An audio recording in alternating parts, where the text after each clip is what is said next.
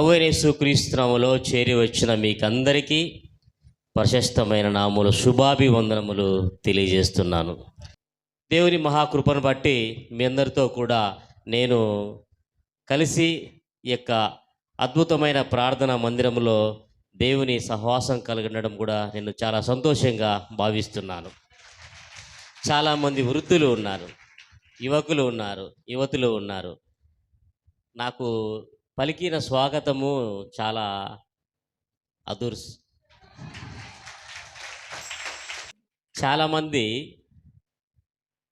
అటువంటి అపురూపమైన ఆ యొక్క స్వాగతాన్ని స్వీకరించాలంటే ఎంతో పుణ్యం చేసుకొని ఉండాలి. కానీ దేవుడు నాకు అవన్నీ ఉచితంగానే ఇచ్చాడని నేను గట్టిగా నమ్ముతున్నాను. సమయం 9 అయింది కదా, ఆకలి అవుతుందా? Thank you. ఆకలి అవుతుందన్న వారు చేతులు ఎత్తండి. ఇది బుజ్జికి ఆకలి అవుతుందంట, పెట్టండి పాపం. నాకు ఇంతగా చాలా చక్కగా నేను నా కుటుంబం కలిసి ఆనందంగా మందిరావరంలో ప్రవేశించడానికి ఇంత మంచి ఏర్పాట్లు చేసిన మీ సంఘ గురువు అయినటువంటి ఆనందరెడ్డికి కూడా హృదయపూర్వకమైన ధన్యవాదాలు, వందనాలు తెలియజేస్తాను. మాటకు ముందు మ్యూజిక్, మాటకి వెనక మ్యూజిక్. బాగుంది తమ్ముడు, ఇది మంచిది. దేవుని మందిరంలో మనమున్నాము, దేవుడు మనతో ఉన్నాడు. దేవుడు శక్తివంతుడా కాదా? దేవుణ్ణి ఇక్కడున్న వారిలో ఎంతమంది చూశారు? మీరందరూ చూడలేదా? గాలిని చూశారా? మరి దేవుణ్ణి గుడుక గాలిని చూసామంటే దేవుణ్ణి గుడుగా చూసినట్టే, అవునా?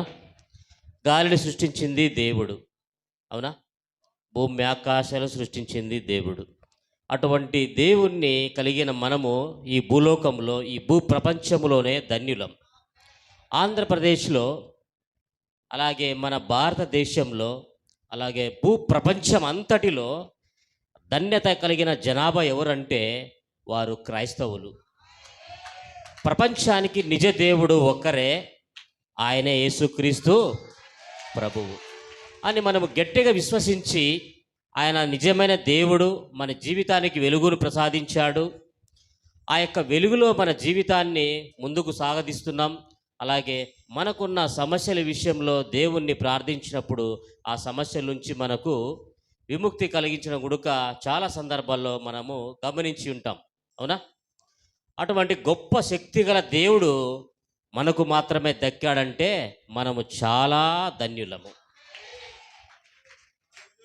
నా దగ్గర 10 కేజీలు బంగారు ఉందనుకోండి, నేనేమనుకుంటా, మీరేమనుకుంటారు? వా, ఆయనకేమయ్యా 10 కేజీలు బంగారు ఉందండి, మీరు గొప్పగా అనుకుంటారు కదా.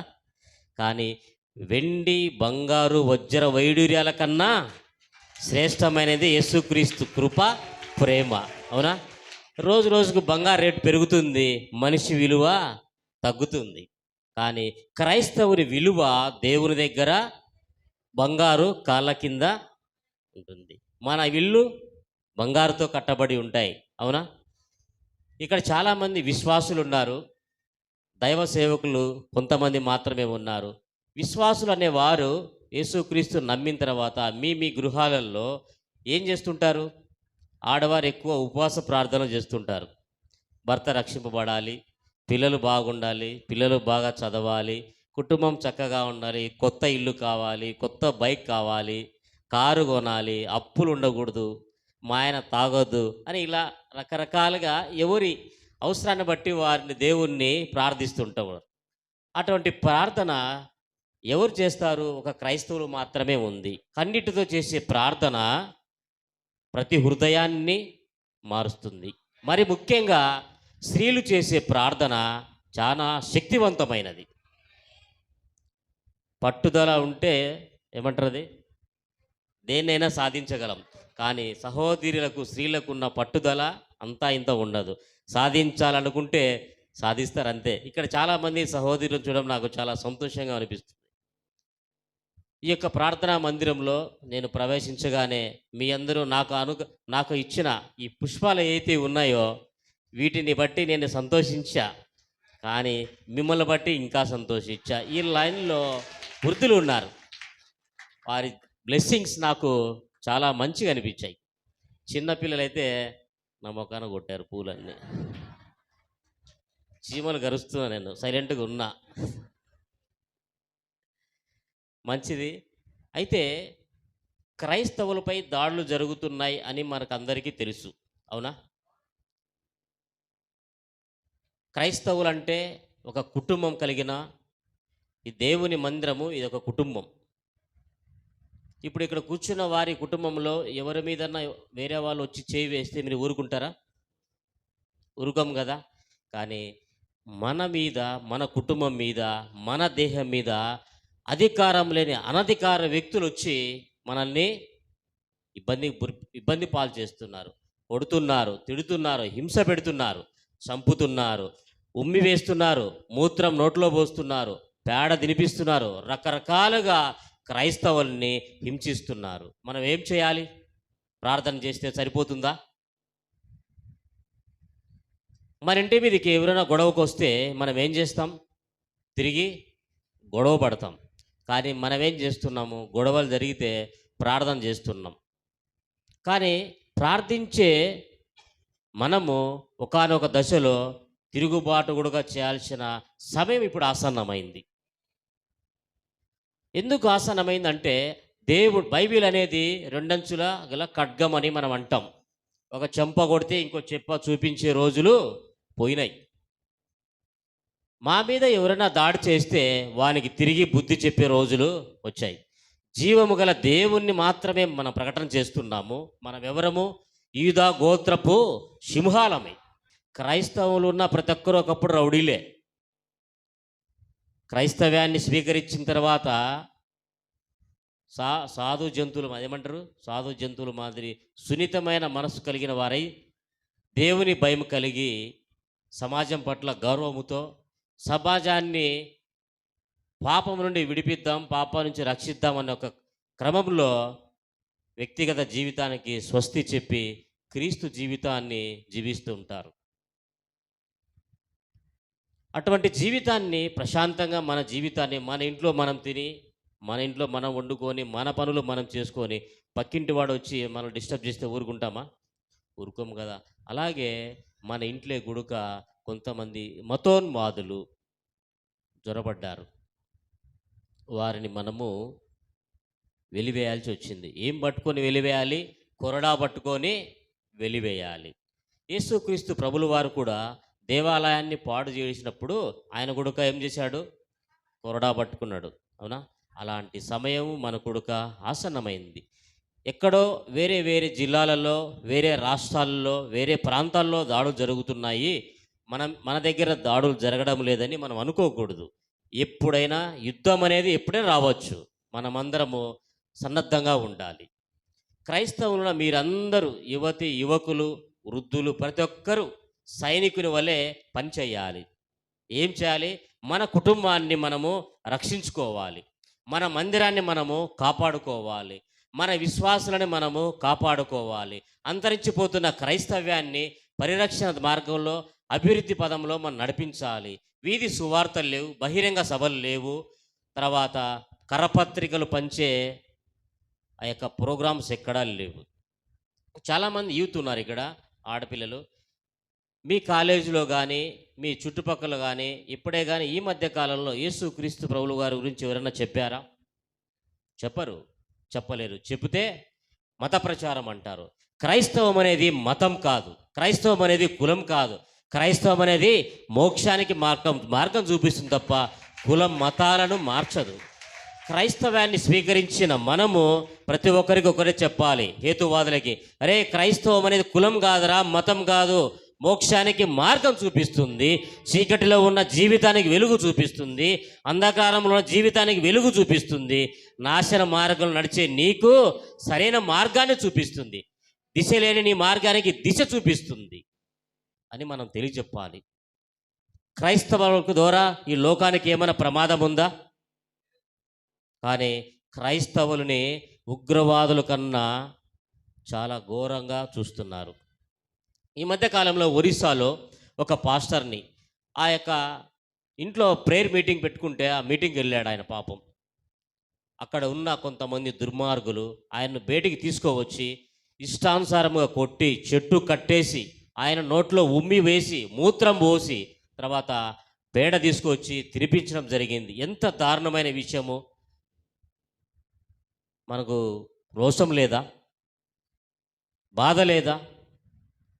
అదే మన ఇంట్లో జరిగితే 100 మందికి ఫోన్ చేస్తాం, మన బంధువులకు ఫోన్ చేస్తాం, పోలీస్ స్టేషన్కి పోతాం, చైన వారికి పోయిన వారికి అందరికీ చెప్పి వాడిని ఏదో ఒకటి చెయ్యాలి అనుకుంటామా లేదా? మరి క్రైస్తవుల మీద ఇన్ని దాడులు జరుగుతున్నాయి, మనం ప్రార్థన చేస్తూ కూర్చుంటే సరిపోతుందా? దేశాన్ని, భారతదేశాన్ని పాకిస్తాన్లో వచ్చి యుద్ధం చేస్తాడంటే సైనికులు ఊరుకుంటారా? యుద్ధానికి సిద్ధమవుతారు. వారి దగ్గర ఉన్న ఆయుధాలతో యుద్ధానికి సిద్ధమవుతారు. మన దగ్గర ఒక ఆయుధం ఉంది, బైబిల్ అనే ఒక ఆయుధం. మనం కూడా యుద్ధానికి సిద్ధంగా ఉండాలి. మతోన్మాదులు పెట్టరేగిపోతున్నారు. వారిని కూకట్టు వేలతో సహా పెకిలించి వేయడానికి యూసీపీఐసి ఉంది. United Christian protection India council అనే సంస్థను మేము స్థాపించడం జరిగింది. క్రైస్తవులపై, క్రైస్తవ ప్రార్థనా మందిరాలపై, దైవ సేవకులపై, క్రైస్తవులపై ఎక్కడ దాడి జరిగినా వాని వెన్నులో వణుకు పుట్టే విధముగా ఈ యొక్క సంస్థ పనిచేస్తుంది.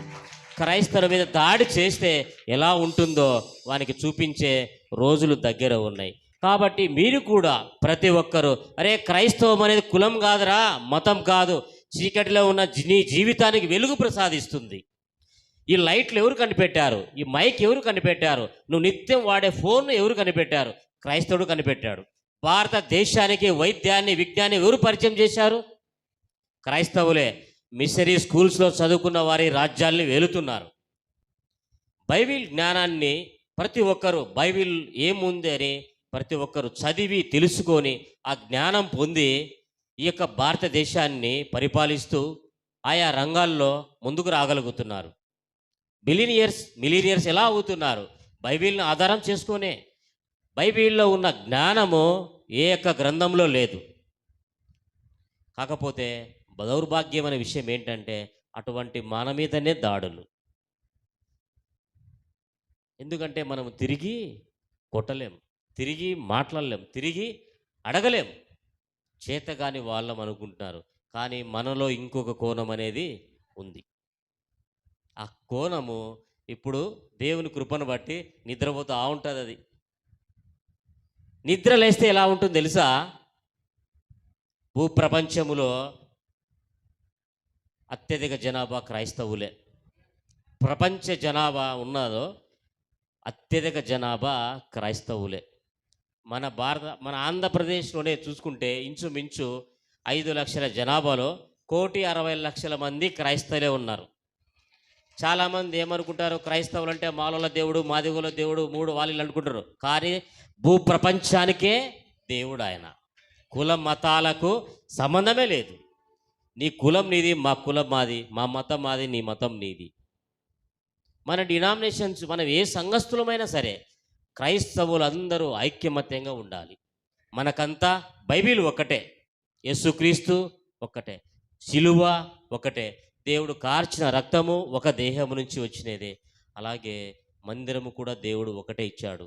కానీ మనము ఆయా పరిస్థితులను బట్టి, ఆయా ప్రాంతాలను బట్టి దేవుని స్తుతించ కొరకు మనం ఆయా రకాలుగా మందిరాలు అనేది ఏర్పాటు చేసుకుంటాం.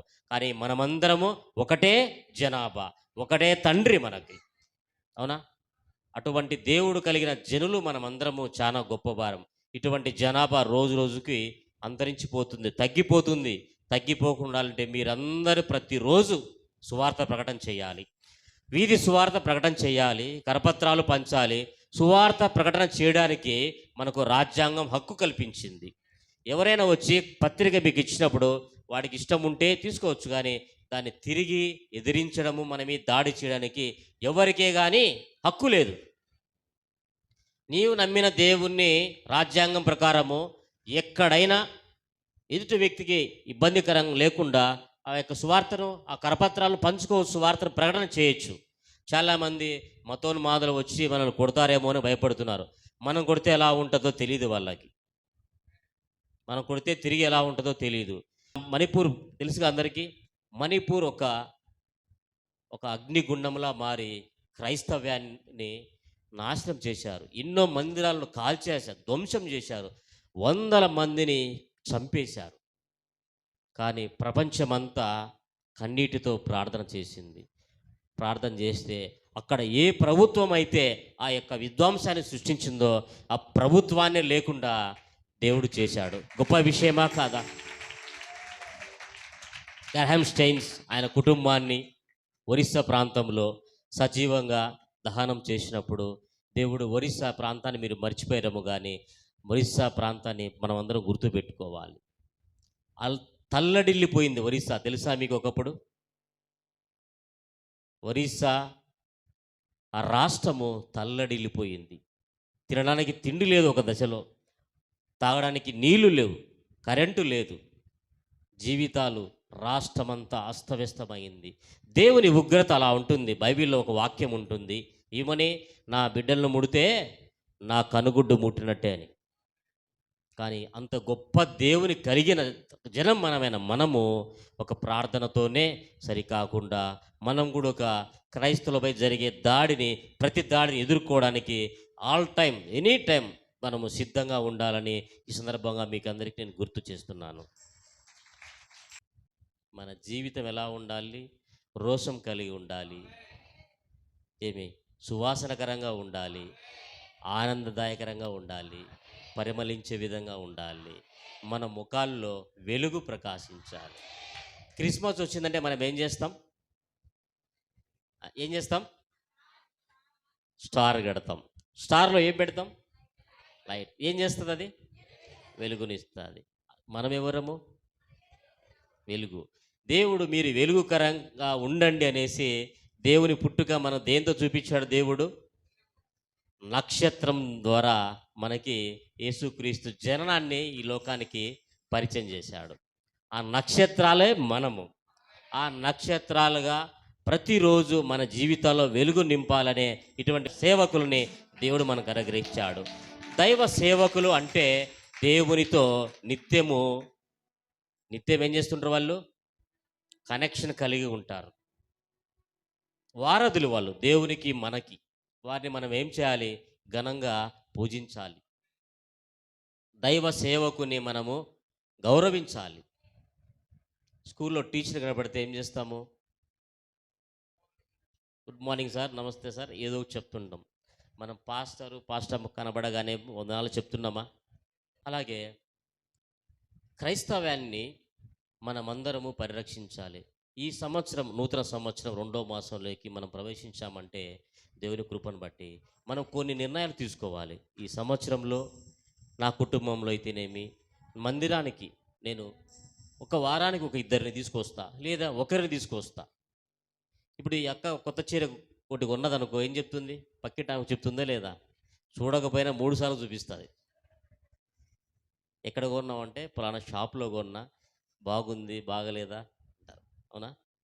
అలాగే యేసుక్రీస్తును రుచి చూసిన మనము మన జీవితాలను మారాయా లేదా?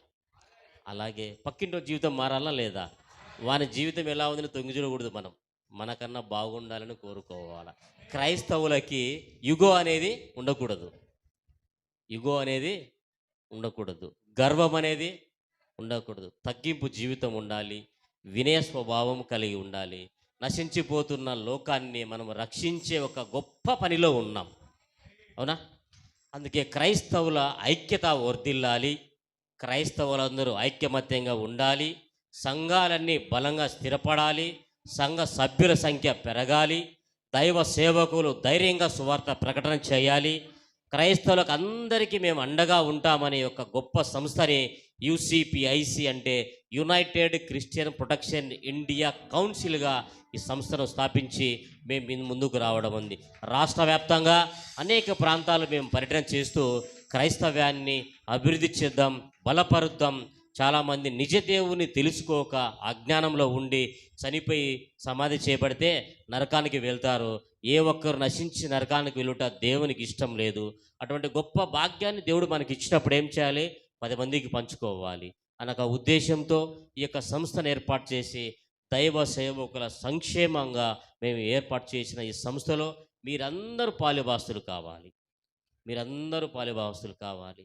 అలాగే మా కొరకు మీరు నిత్యం ప్రార్థన చేయాలి. అవునా? గుణవతి అయిన భార్య దొరుకుట అరుదు అంటారు. అవునా? దేవుడు నాకు అటువంటి గొప్ప భార్య నాకు అనుగ్రహించాడు. నేను సంపాదించిన ప్రతి రూపాయి ఇటే ఖర్చు పెడుతూ ఉంటా. కానీ మేము అనుకుంటే మంచి విలాసవంతమైన జీవితం జీవించవచ్చు. మాకు దేవుడు అన్ని రకాలుగా అనుగ్రహించాడు. కానీ దైవ భారం, సేవా భారం, క్రైస్తవ్యాన్ని సమరచిద్దాం, క్రైస్తవ్యాన్ని ఐక్యపరుద్దాము, సంఘాలను పరిరక్షిద్దాము.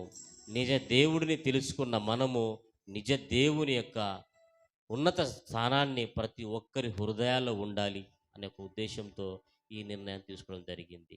చాలామంది కుటుంబంలో శాంతి లేదు, సంతోషం లేదు, సమాధానం లేదు. వాళ్ళ జీవితాలు సీరియల్స్ మాదిరి రోజు రోజుకి ఎపిసోడ్స్లా అర్ధాంతంగా ముగిసిపోతున్నాయి. చాలామంది యువకులకి యేసుక్రీస్తు అంటే తెలీదు. మనశ్శాంతి ఎక్కడ దొరుకుతుంది, శాంతి ఎక్కడ దొరుకుతుంది, నా జీవితంని ఎలా నడుచుకోవాలి అని తెలియజెప్పేవారు ఎవరు లేరు. తల్లిదండ్రుల కొద్దీ తల్లిదండ్రులు బిజీగా ఉన్నారు, అలాగే కుటుంబ పెద్దలు బిజీగా ఉన్నారు. అన్నిటికంటే ముఖ్యంగా మొబైల్ ఫోన్లలో చాలామంది బిజీగా ఉన్నారు. మనిషి యొక్క జీవితాన్ని మొబైల్ ఫోన్ సర్వనాశనం చేయడానికే వచ్చింది అది. మనం దాని అవసరాన్ని బట్టి వాడాలి, కానీ అనవసరంగా వాడే మన జీవితాలని నాశనం చేసుకోకూడదు. మీ గ్రామంలో ఉన్న యువతనైతేనేమి, పక్కింటి అక్కగారినైతేనేమి, అన్నగారిని, మీరు సహోదరులు కూడా మీ తోటి ఫ్రెండ్స్ని వాళ్ళని క్రీస్తు వైపు మార్చండి. అంధకారంలో ఉన్న జీవితాలు చాలామంది కుటుంబాల్లో నెమ్మది లేదు, శాంతి లేదు, సంతోషం లేదు, సమాధానం లేదు. ఇవన్నీ మనం అనుగ్రహించి ఇవన్నీ అనుభవిస్తున్నాం. ఇవి గురికి వారికి పంచండి.